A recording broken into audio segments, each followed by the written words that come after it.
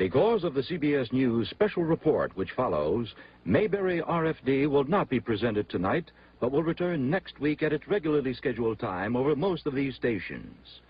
The Draft Lottery, a live report on tonight's picking of the birth dates for the draft. Here at Selective Service Headquarters in Washington is CBS News correspondent Roger Mudd. Good evening. It was 29 years ago that the first and most famous lottery number, 158, was drawn as the United States entered World War II. Tonight, for the first time in 27 years, the United States has again started a draft lottery.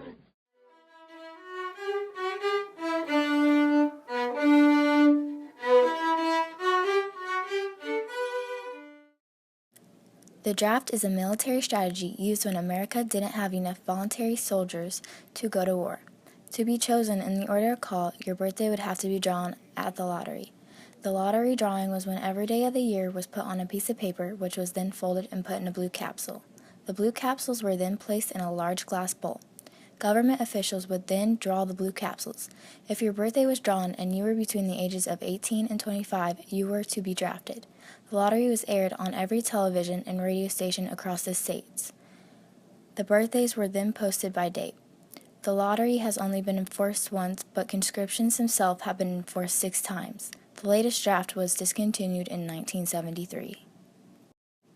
Although another draft is considered unlikely by most political experts, America does have a selective service system for ensuring that the draft may be enforced again if needed. The selective service system is men between the ages of 18 and 25 register for the draft. Over half of Americans are against the draft, but it may be because they are misinformed about possible future conscriptions. If a draft were held today, it would be much different than any previous draft. If a conscription were enforced today, it would most likely be a mandatory service system. Only 1% or less of the population serve in the military. To make it fair, everyone needs to serve. This system would include men and women from the ages of 18 to 36. This conscription wouldn't be chosen by the lottery because every American citizen could be drafted. This could make many advantages. The young person could get to choose what military system they wish to join. They would have a mandatory 18 months to serve. They would also get to choose when to serve these months. For instance, you could separate these months and serve them separately to work around your school or work schedule. This making this new conscription more appealing to Americans who don't believe in fighting or being in combat and those who have busy schedules. Charlie Rangel is one of plenty others attempting to bring the draft back.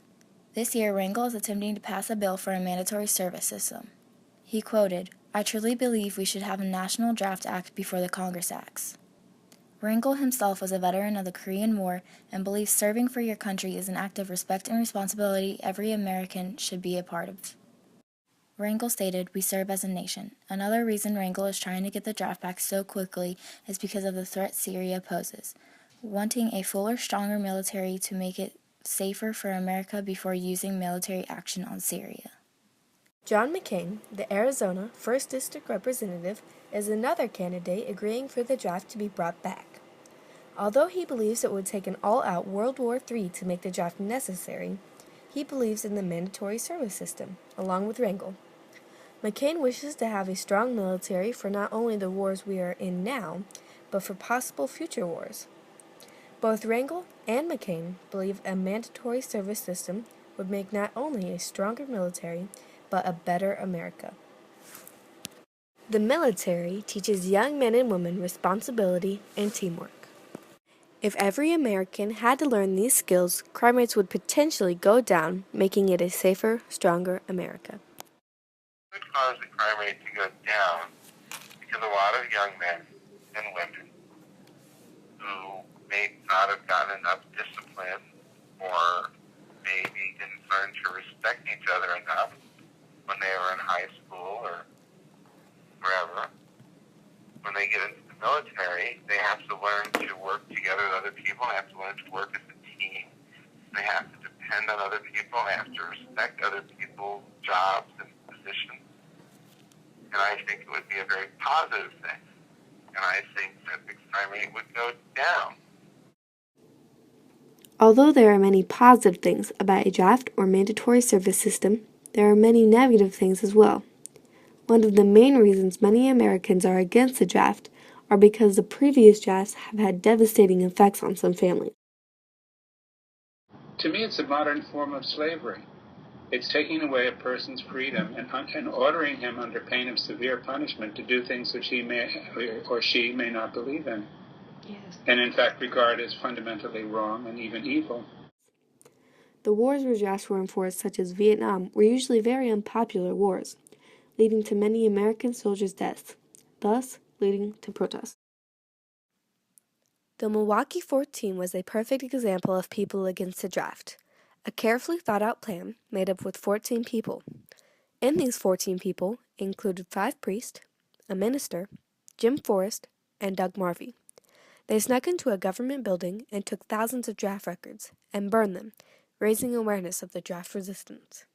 To protest. The most popular forms of protest were draft card burning and draft dodging. Draft card burning was a symbol of resistance for the draft. Although burning your draft card didn't change the fact you were being drafted, many considered it being very disrespectful towards your country. And as far as burning your draft card, it was a way of protesting, I suppose. But I didn't look like it would be something I would do. I thought it was kind of a dishonorable thing to do, mainly because I looked to my father and my uncles, that they had been drafted for World War II or Korea or whatever, and they had done their time in the service. So I thought it was an honorable thing for me to do. Draft dodging was a completely different form of disrespect and resistance. Draft dodging was when an American citizen would move to a different country while the draft was in place. Many draft dodgers moved back to America after the war was over. Many Americans took it as if they were dodging their responsibilities to their country. Many veterans especially took it to offense because they were pinning their responsibilities to more American men. So therefore, if you're a citizen of that country, you should stand up and do whatever is asked of you to do to be a part of that country, actually.